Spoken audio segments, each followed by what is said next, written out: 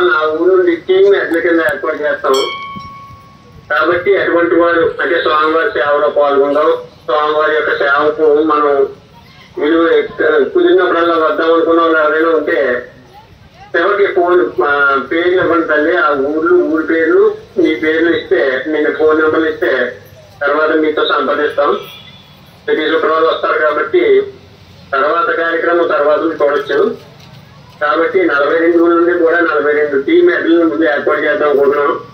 కాబట్టి ఏ ఊరు నుండి వచ్చినా అంటే పెద్దాపురం కట్టుకూరు నుండి కాకినాడ వరకు, పెద్దాపురం నుంచి ఉప్పాల వరకు మధ్యలో ఉన్న భక్త సమాజాలు కానీ, పోరాటం టీములు కానీ, లేకపోతే సేవా టీములు కానీ ఏమున్నప్పటికీ వాళ్ళు ఆ ఊరికి సంబంధించి ఒక ఎడ్ని ఏర్పాటు చేస్తాం. ఆ ఊర్లో అందరినీ గ్యాదర్ చేయడం కోసం ఒక టీం కింద ఏర్పడి, మా ఊళ్ళో అయితే టీములు, సబ్ ఎడ్లు, ఊరి కంపెనీలు ఎలాగ ఏర్పడాయో ఆ విధంగా ప్రతి ఊరికి కూడా ఏర్పాటు చేస్తాం తల్లి.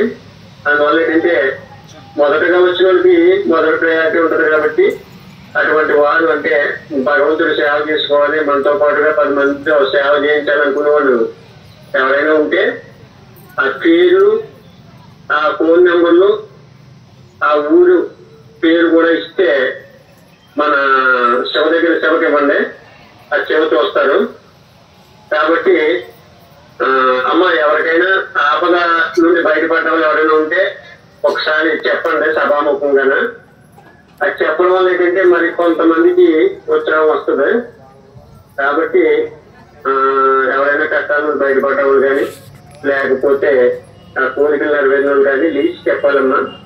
కాబట్టి అటువంటి వారు ఉంటే లీజ్ చెప్పండి ఒకసారి. తర్వాత ధ్యానం చేద్దాం మనం. చూడండి తల్లి ముందు అంటే 42 నుండి 42 ఎడ్లే కూడా ఇక్కడ గుడికి ధర్మకర్తల కింద ఏర్పాటు చేయడం జరుగుతుంది. కాబట్టి వాళ్ళందరూ సేవక టీంలో ఉంటారు. వాళ్ళందరూ కూడా భగవంతుడు మరింత దగ్గరగా, సేవకు దగ్గరగా ఉంటారు. కాబట్టి వాళ్ళ పేర్లు, ఫోన్ నెంబర్లు కూడా ఇవ్వండి బాబు. వాళ్ళకి ఎవరైనా కోరికలు ఎవరైనా ఉంటే చెప్పండి.